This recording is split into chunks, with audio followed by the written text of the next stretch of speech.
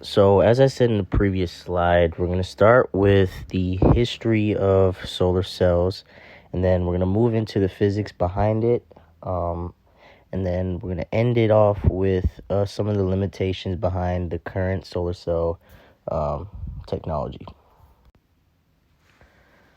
All right, so to kind of begin with the history of solar cells, let's talk about who invented the first solar cell, and that was a man by the name of Charles Fritz. During the Industrial Revolution, he developed a solar cell in New York City, but it was largely ignored because of the fact that he used selenium as the semiconductor, which led to a very low efficiency of 1%. So at the time, it was largely ignored until around the 1950s when Bell Labs found that using silicon instead of selenium increased the efficiency by about 5%. So silicon has a 6% efficiency when used in solar cells.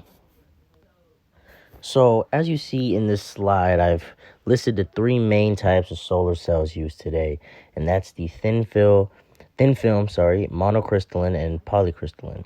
So the monocrystalline cells are cut from one chunk of silicon, and these unbroken crystals are then formed into a cylinder and then chopped up into circular slices about a millimeter thick.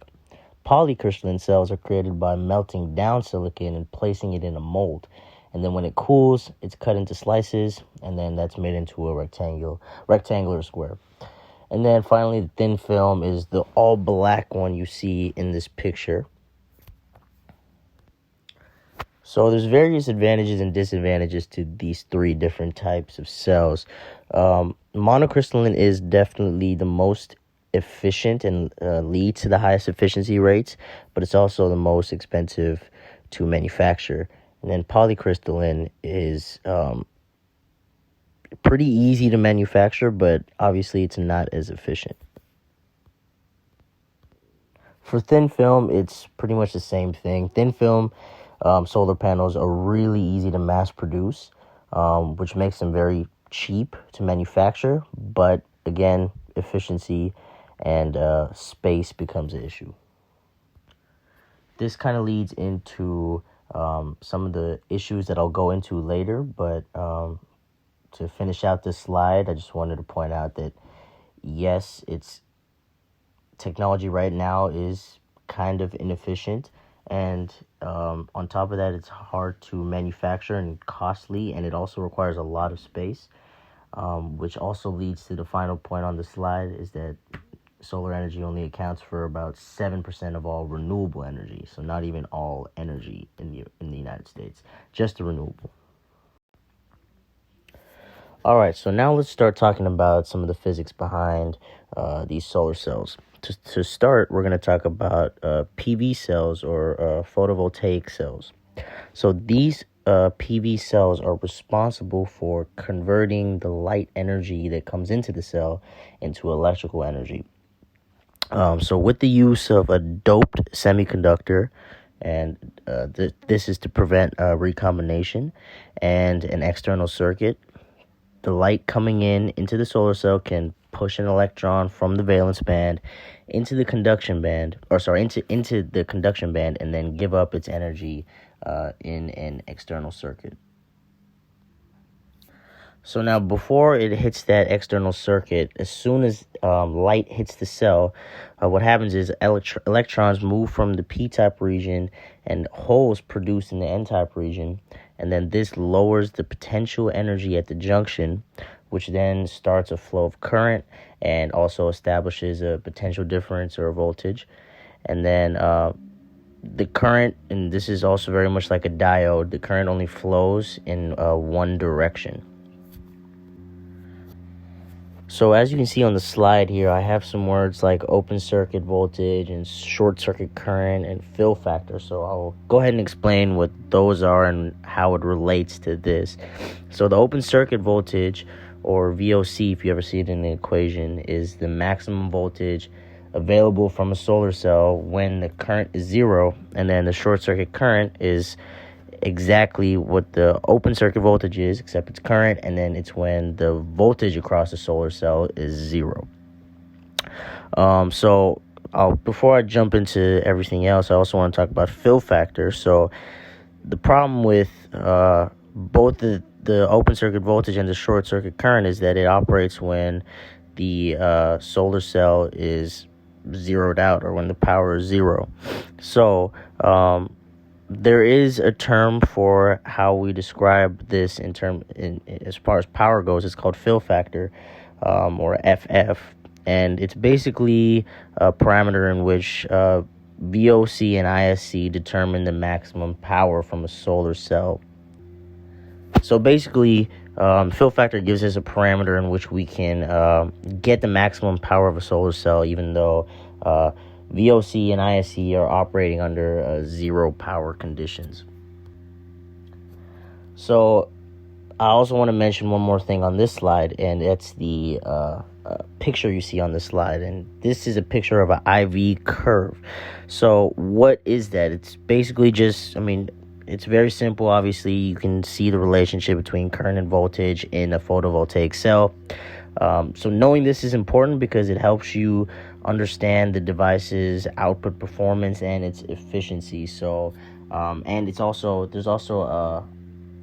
in relation to power, as you can see. And honestly, I think power, knowing the max power and power efficiency, is probably more important than the voltage and current. But you need both of those to determine that. So, knowing this is very important for understanding the device's output performance and solar efficiency.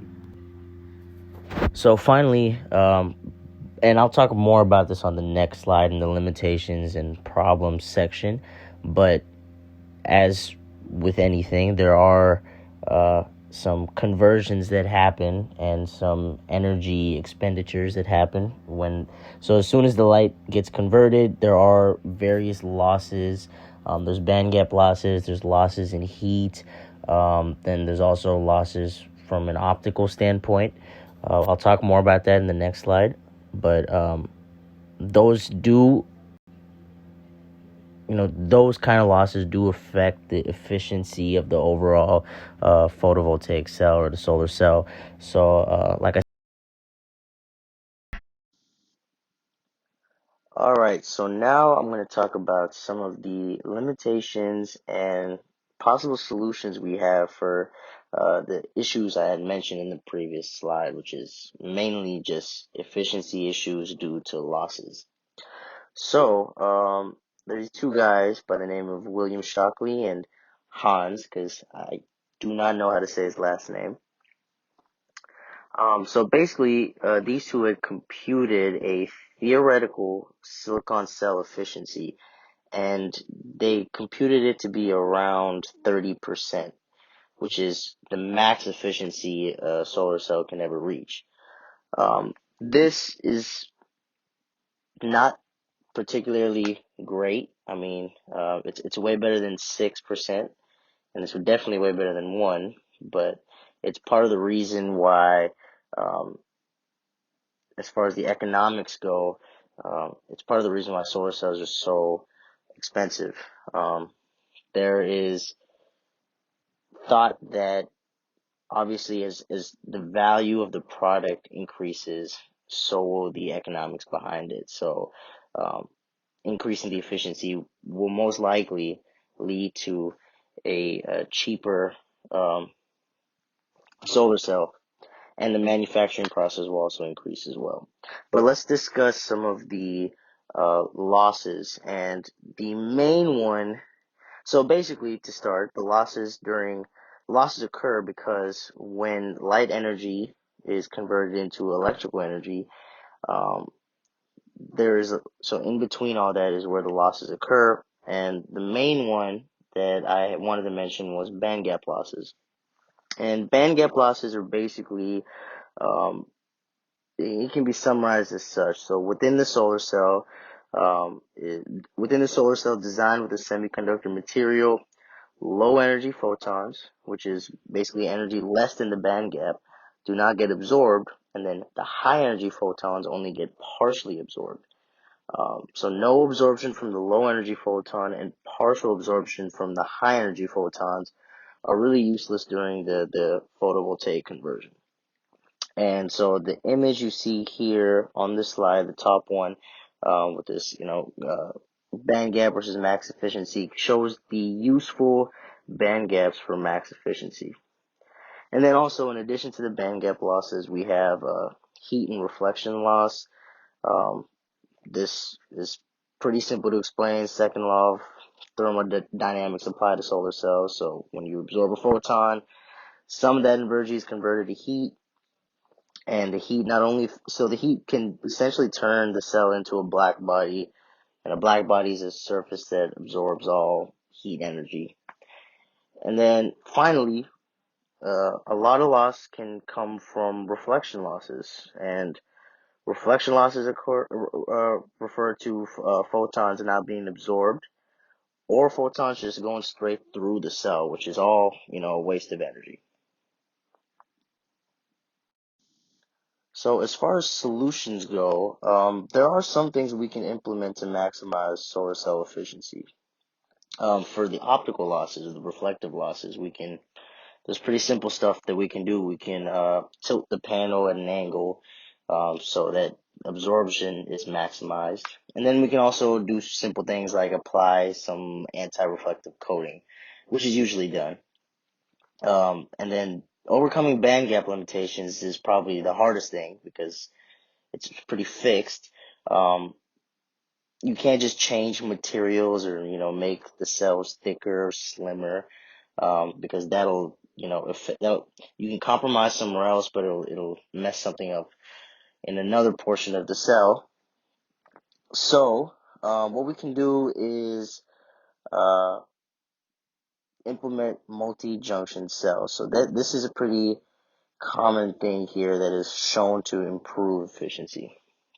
So basically, these junctions work by stacking different layers that are capable of absorbing different wavelengths of incoming sunlight, and then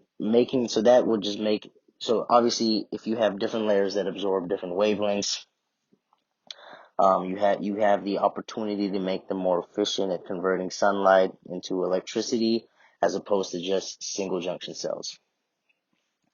And also, connecting these in series has also yielded some results according to the Department of Energy. And this is another stat from the Department of Energy. Theoretically, multi-junction solar cells with 3 junctions have theoretical efficiencies of over 45%. And also, like I had alluded to earlier, I think the higher the efficiency, or higher efficiency cells will increase the value of the rest of the system, which make the cells more valuable, obviously, which will increase demand.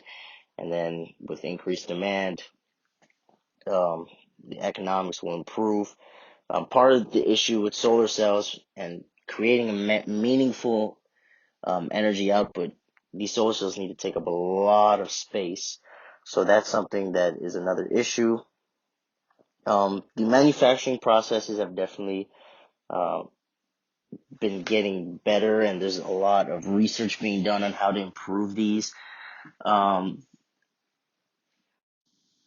There is a certain process developed in Europe that uses a technology that etches using dry atmospheric pressure, which the goal of that is to it removes less silicon and preserves as much of the wafer as you possibly can.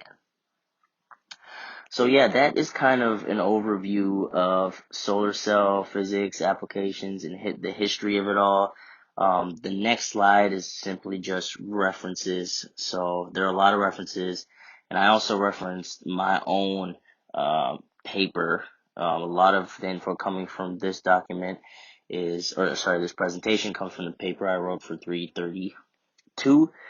Oh, and one more thing I forgot to mention is on the slide previous to this one, there is a image right below the band gap efficiency comparison, and this is basically just showing the different reflections of or reflection losses off the solar cell. But yeah, thank you for listening in. I hope you learned more about solar cells. And thanks.